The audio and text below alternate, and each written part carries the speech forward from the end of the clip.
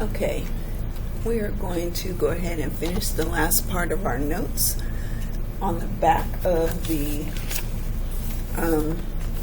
graphic organizer you had from yesterday, this was the front. We had some notes right here on the inside. We did some examples, and now on the back we're going to do operations with functions. Okay, so I'm going to write those down. And let's get started. Okay, use a marker so to make it a little easier to see. Now I'm going to write large and take up a lot of space, but you need to make all 4 of these examples fit on the back side of your graphic organizer. Okay, so example number 1. We want to find f, the sum of f of g of x. So this means I'm going to add f of x and g of x. Okay. In this case, f of x is going to be x squared plus 2x plus 4, and g of x is negative 2x squared subtract x plus 3.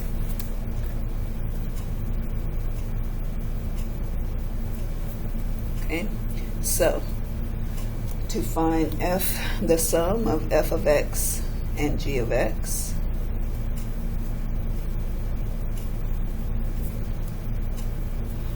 I'm going to write them both out.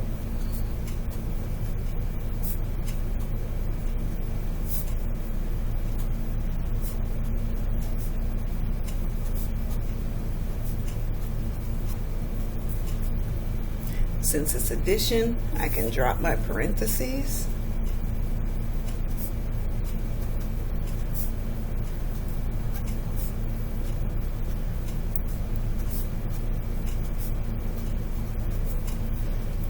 And now all I have to do is combine like terms. So I have an x squared and a negative x squared. So that's going to give me negative 1x squared.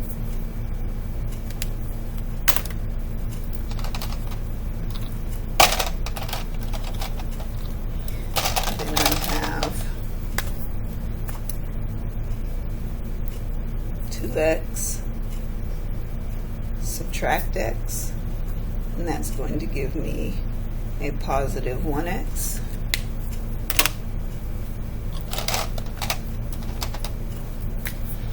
Then I have 4 plus 3, and that gives me 7.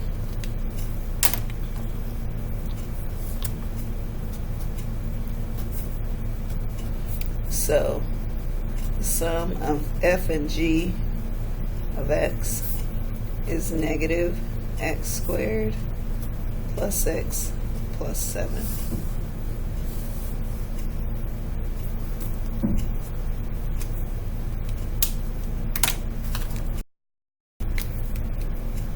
Example number 2.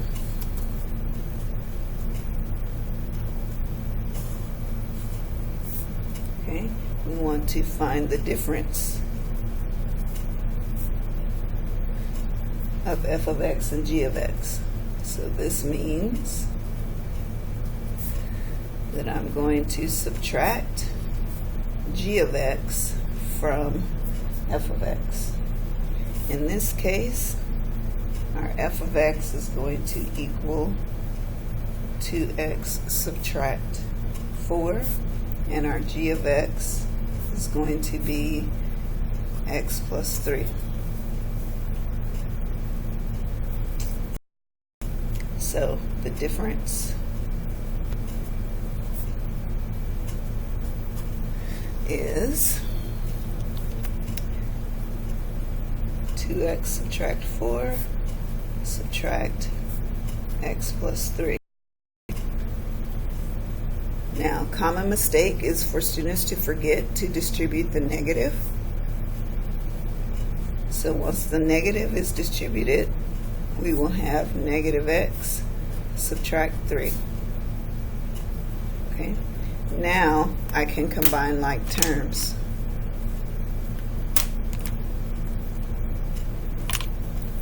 I have 2x subtract x, which gives me 1x. And I have a negative 4 subtract 3, and that gives me negative 7. So the difference between f of x and g of x is x subtract 7.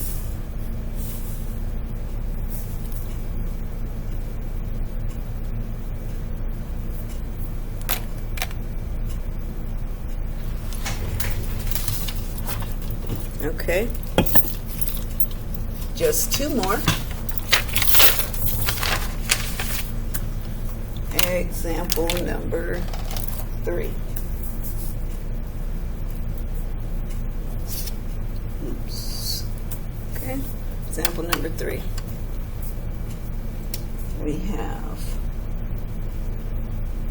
f of g, f times g rather, of x, which means f of x times, or the product of, f of x and g of x.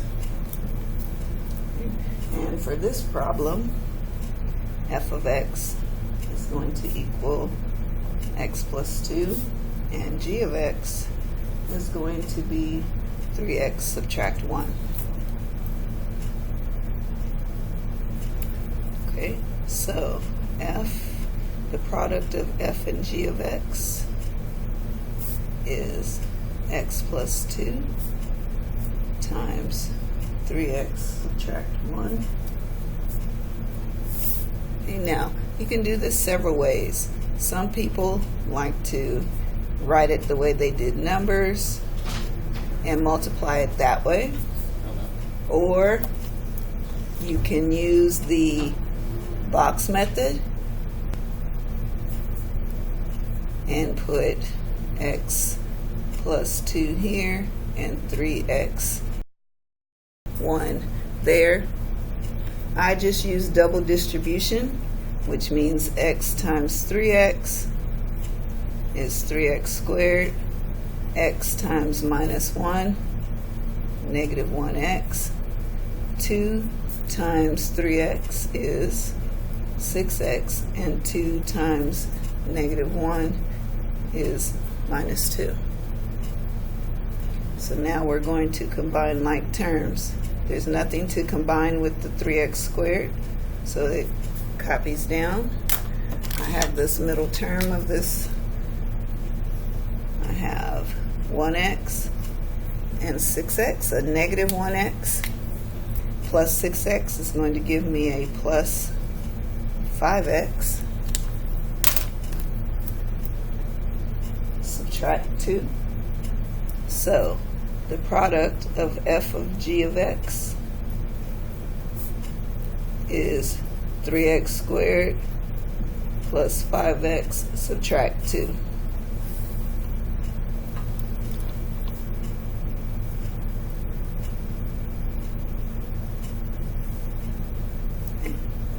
Last example, number 4. You guessed it. We're going to do the quotient of f and g of x.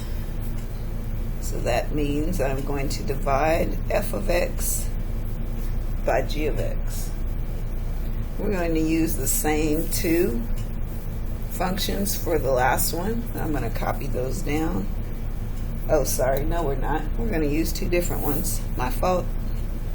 So f of x in this case is going to be x squared subtract 16, and g of x is going to be the sum of x and 4. Okay, so I'm going to do the division here.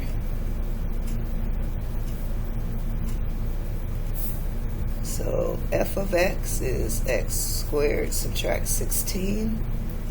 G of x is x plus 4. I can factor this. 16 is a perfect square.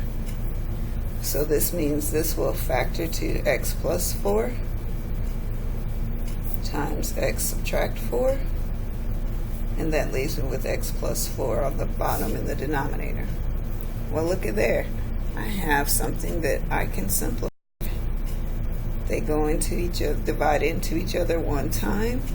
So that leaves me with x subtract 4 over 1. So my f of g of x, x subtract 4.